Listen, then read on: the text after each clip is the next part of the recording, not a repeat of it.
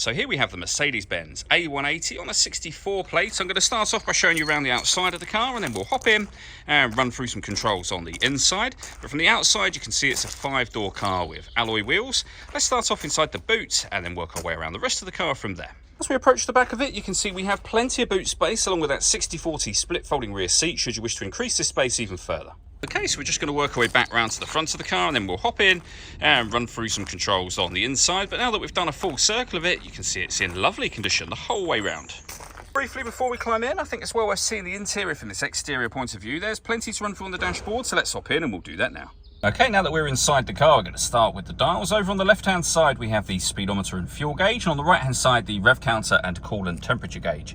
In the centre, firstly, you can see the total miles of the car. They are 99,546. Beneath that, it will show you what gear this car is in. It's an automatic. Of course, we are in park at the moment.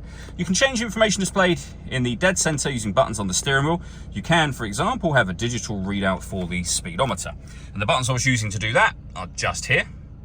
On the right-hand side, we have stereo and phone controls. And then in the center is where you would pair your phone up in order that you can use it. And you do that under the telephone heading just there. The movement I'm making on the screen is being done using this dial. So you can rotate it, it moves up, down, left, right as well. You can go back a page from here as well. But if you wish to, or if you'd rather, you can use these buttons directly. So we're on the radio menu, for example. You can use that button to access the different band widths. If you want to listen to your own music, you can do. That again is under the audio heading up in the top section just here. You can see all the different ways in which you can listen to your music there. If we back out of that, you'll also see that we've got satellite navigation. It's a nice clear colour display, very easy system to use. Working our way down from there, we have the buttons that I mentioned a moment ago. We can answer and end phone calls from here. We have our CD player, the main volume for the stereo as well. Beneath that, we can put the car in eco mode. We've got our hazard warning lights as well.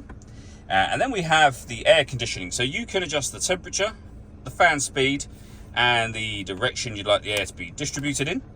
The air conditioning is on at the minute, so that's off. Back on again. You can recirculate the air that's in the car. That's a great way of heating it up or cooling it down quickly, depending on the temperature you've set over this side, of course.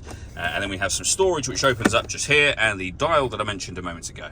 The last thing I want to mention is the panoramic roof just here. So we have a sun blind that you can open up, and as you'll see, that lets in a lot of extra light to the cabin area. All that leaves me to say is thank you for taking the time to watch this video. If you'd like to come and see the car in person and have a test drive, please feel free to give us a call here at Surrey Specialist Cars. We'd love to hear from you soon.